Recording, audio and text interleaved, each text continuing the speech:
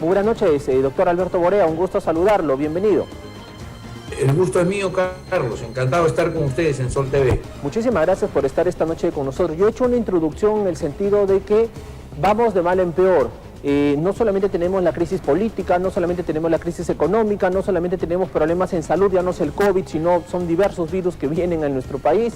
En fin, ahora tenemos el problema de los conflictos sociales. En varias regiones del país están surgiendo estas protestas y el gobierno no hace absolutamente nada. El día de hoy se rompió el diálogo nuevamente en Las Bambas. Más de 30 días paralizada una minera tan importante en que finalmente, ojo, el sector minero está dando recursos, los cuales nos está manteniendo, nos mantuvo, podríamos decir, porque todo se paralizó, nos mantuvo los 2 años de pandemia.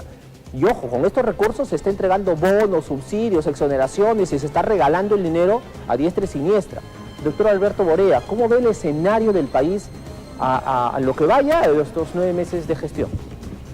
Bueno, con mucha preocupación porque realmente no solamente no hay rumbo, no hay destino claro, no hay destino, digamos, bueno para el país, sino que hay una cantidad de acciones o de corrientes sumergidas debajo del agua, en donde cada uno trata de sacar de esa corriente su beneficio y además con una total ausencia de capacidad profesional, de coordinación política, como lo acabas de señalar, de conciencia de la necesidad de que en una nación exista una autoridad para que los recursos del país beneficien a toda la población y no solamente a quienes están más cerca del yacimiento o del lugar donde se extrae el mineral o se extrae la riqueza.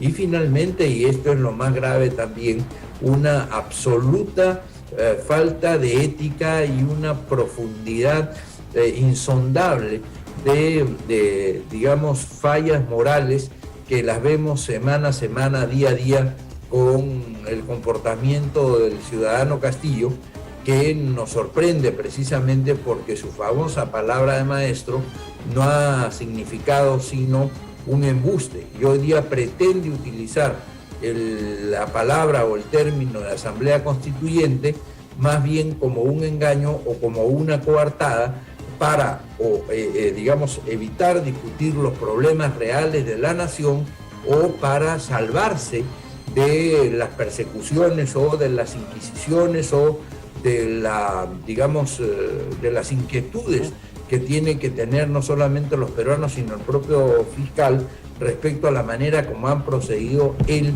como las personas que él ha designado para el ejercicio del poder de la República.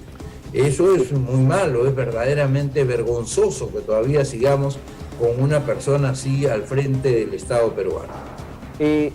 Acá hay 2 escenarios. Hay una incapacidad del gobierno por querer mitigar los conflictos sociales que están surgiendo, o es que hay un gobierno que está soliviantando, promoviendo justamente y germinando el caos en el país.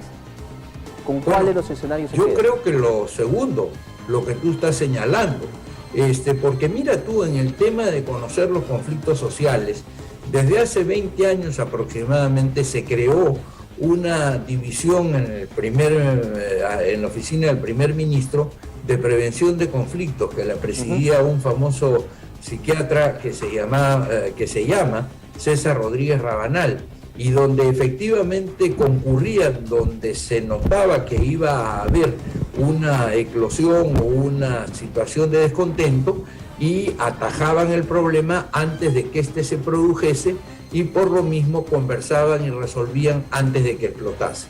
Hoy día no solamente se conoce el hecho, sino se deja que se explote y que explote el caso, y adicionalmente que se agrave y que se disminuyan las posibilidades del Perú de crecimiento económico, de crecimiento laboral y de crecimiento social.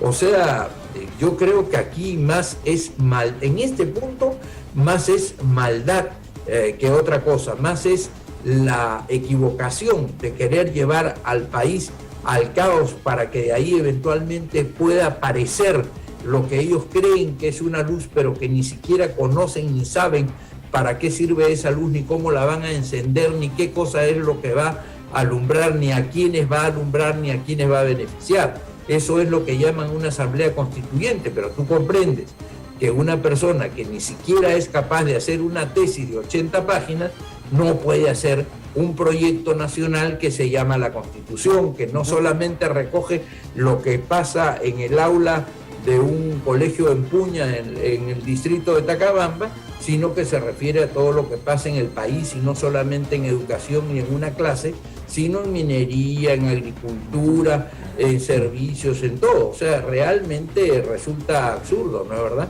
Y eso es sumamente grave, mi querido Carlos. El gobernador de Apurímac, tras haberse roto el diálogo esta tarde, ha manifestado, Baltasar Lantorón ha manifestado lo siguiente: lamento que Aníbal Torres se haya retirado pateando el tablero. Ojo, quien pateó el tablero, según el alcalde de Apurímac, es Aníbal Torres, es decir, el gobierno de Pedro Castillo y el gobierno de Perú Libre.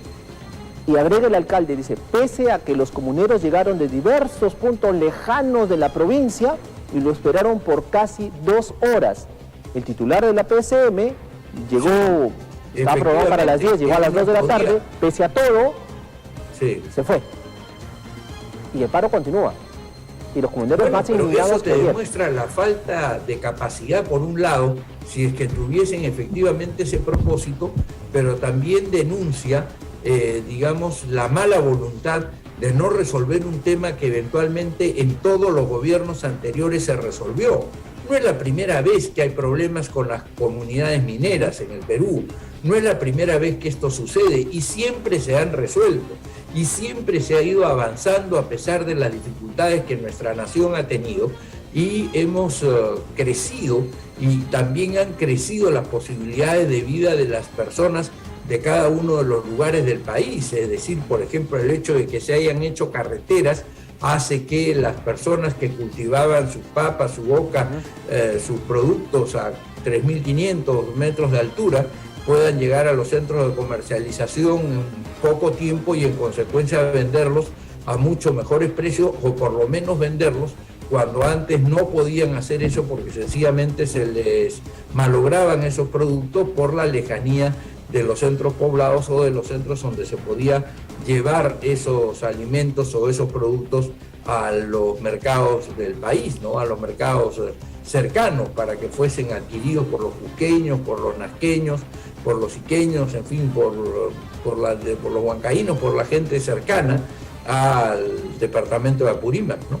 O sea, te demuestra una inmensa incapacidad, y esa incapacidad que además es apañada permanentemente por la mentira. Es decir, Castillo se ha comportado desde el comienzo como un mentiroso, no solo cuando se tira al piso en la época de la huelga magisterial, en donde estaba aliado, recordémoslo, con Becerril, en el año 2017, sino también, por ejemplo, cuando se presenta como candidato a la presidencia y propone y dice que él ha hecho una tesis de magíster, es decir, plantea como verdad lo que es mentira. Y es tan falso esto, más allá de lo que diga, digamos, este nombre de la Universidad César Vallejo, que para que tú puedas recibir el título de magíster tienes que tener digamos, un requisito que es esencial y que es muy objetivo, que es el hablar una segunda lengua.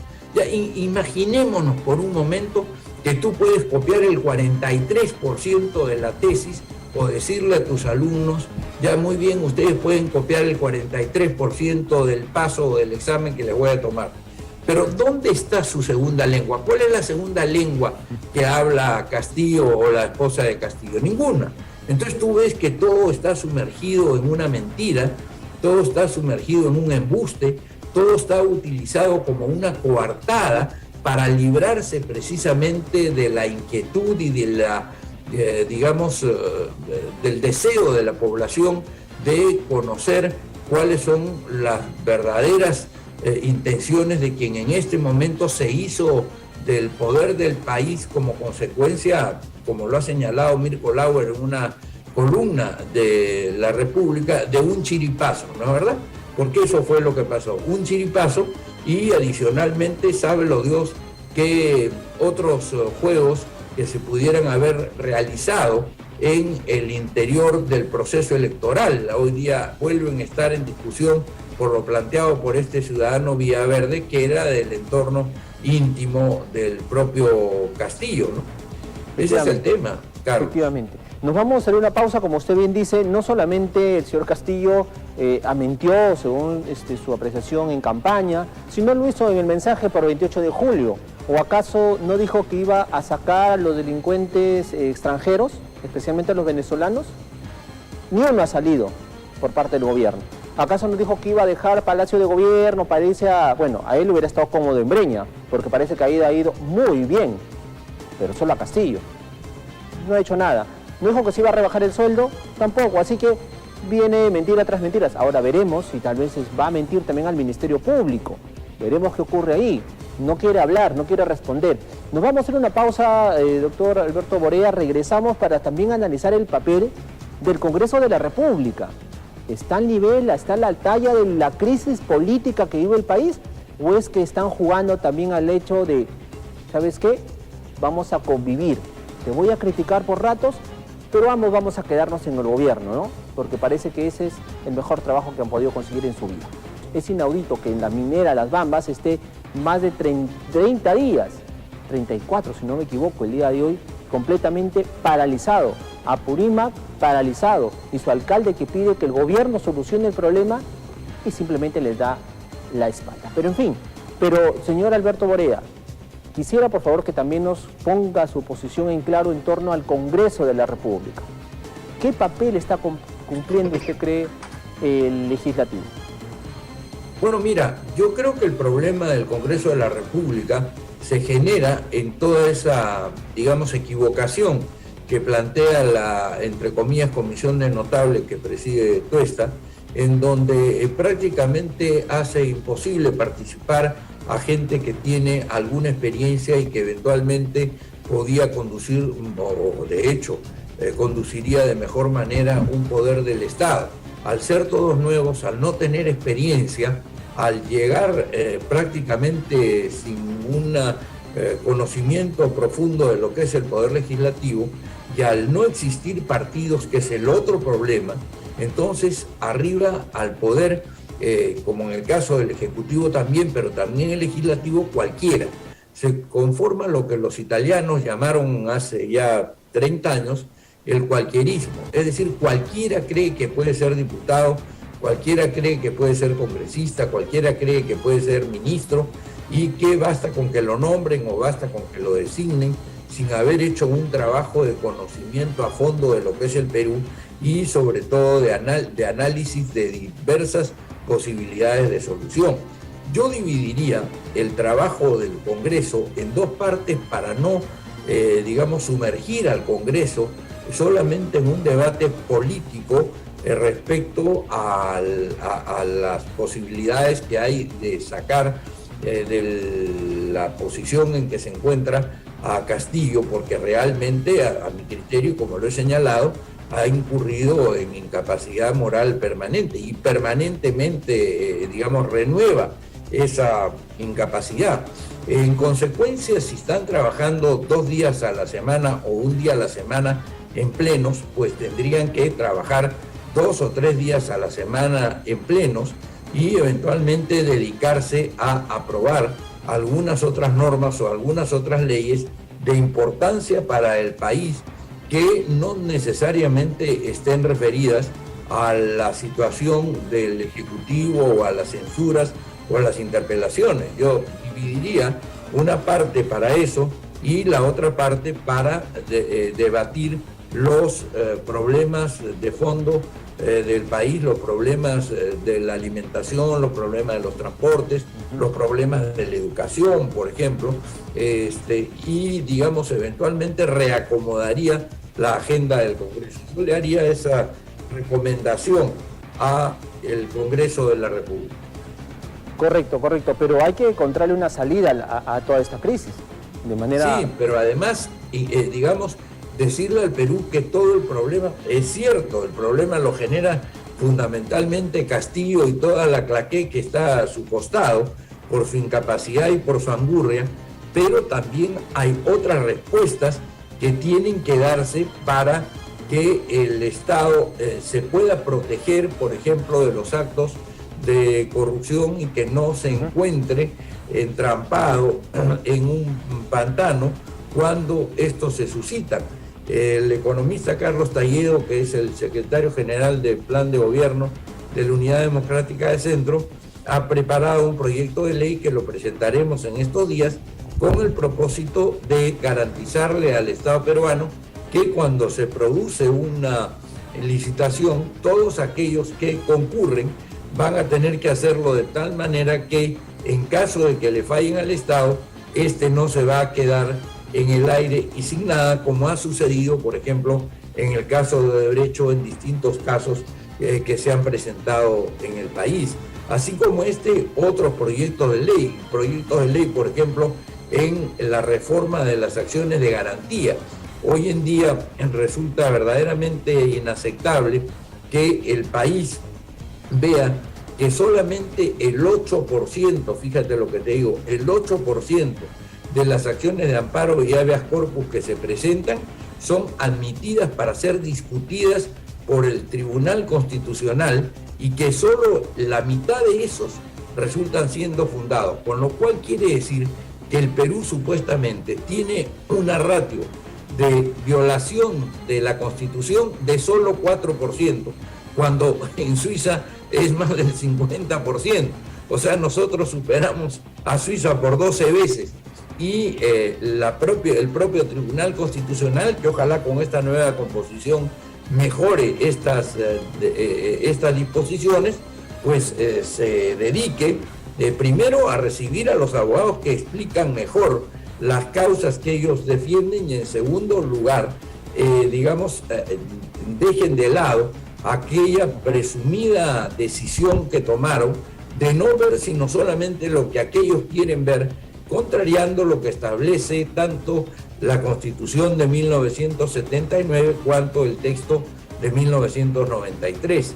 Y además ejerciendo, y eso debería de venir en el paquete legislativo, y nosotros lo vamos a plantear desde la Unidad Democrática de Centro, un proyecto de ley para la tramitación de los amparos o de los habeas corpus contra resoluciones judiciales irregulares, ya sea por el fondo, ya sea por la forma, porque los jueces tampoco tienen por qué tener patente de corso para destrozar los derechos de las personas o para verlos a las volandas sin profundizar en cada uno de los temas que son o que resultan siendo la vida de cada persona que concurre al tribunal, ¿no? Efectivamente, eso es lo que se requiere, aportar para poder solucionar algunos problemas en el país, y esto lo hacen desde el centro, o sea, desde ese punto de equilibrio tan necesario. Pero doctor Alberto Borea, quien dice que también es de centro, pero por momentos se convierte en izquierda, y cuando lo convierte se va a la derecha, y cuando vale mal va a la derecha, vuelve a la izquierda, y cuando la izquierda y la derecha están mal se ponen en el centro otra vez. ¿De quién hablo? De César Acuña, de Líder y Alianza para el Progreso. Tengo en la pantalla, y se lo pongo a consideración, que acaba de publicar hace algunos minutos, lo siguiente: la irresponsabilidad y discurso confrontacional y agresivo del premier Aníbal Torres con los dirigentes comunales hizo fracasar búsqueda de solución en Las Bambas. Premier, la democracia es diálogo y concertación, asuma su rol y encare el problema minero que afecta a la economía de los peruanos. Pero yo digo lo siguiente, doctor Borea, el líder de César Acuña es y transcurre por donde el viento le va mejor. Su universidad, porque finalmente él es el fundador, por ejemplo, de la Universidad César Vallejo, como usted lo había remarcado, valida una tesis con 43% de similitud y le da originalidad, y el problema pasó. Entonces, ¿qué análisis hacer cuando existen estos líderes políticos que de manera camuflada finalmente pues apoyan un régimen que vemos que no lo está haciendo bien?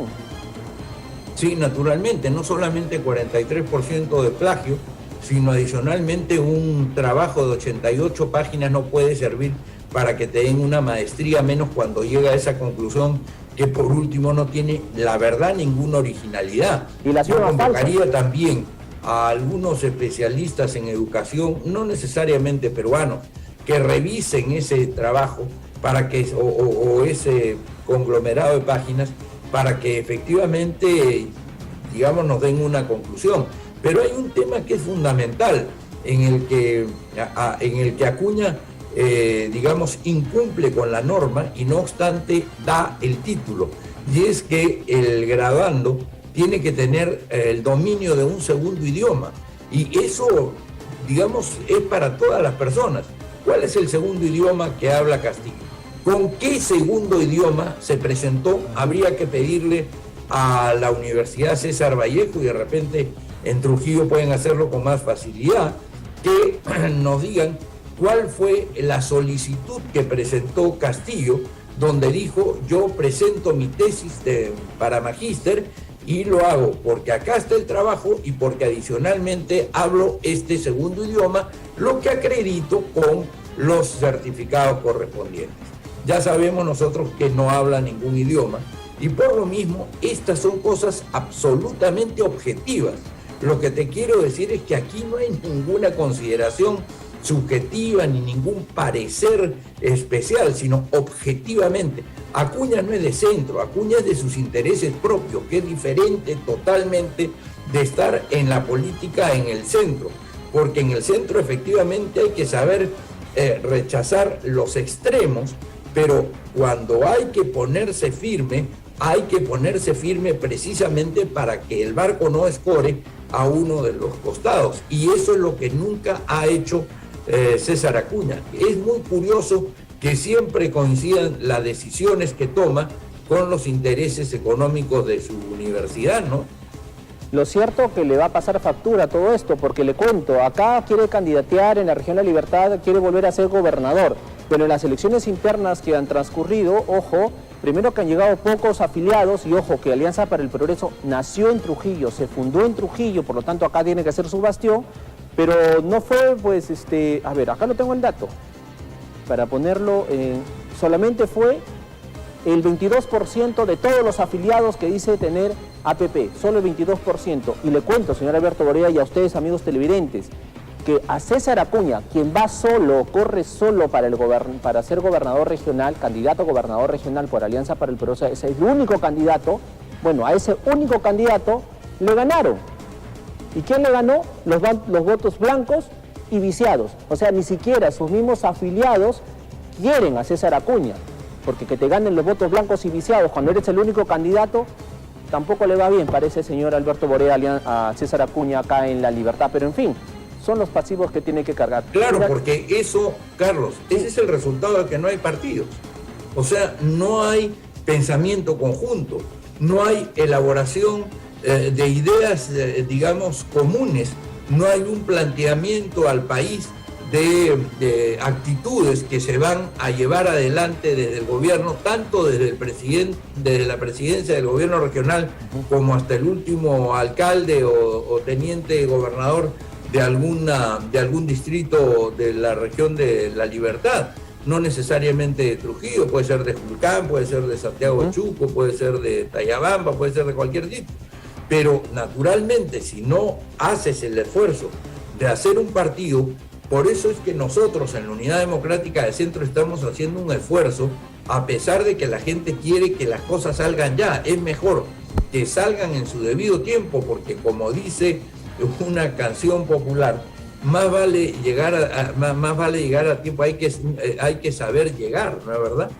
Como bien dice el arriero, hay que saber llegar, y eso es lo que nosotros necesitamos en el país.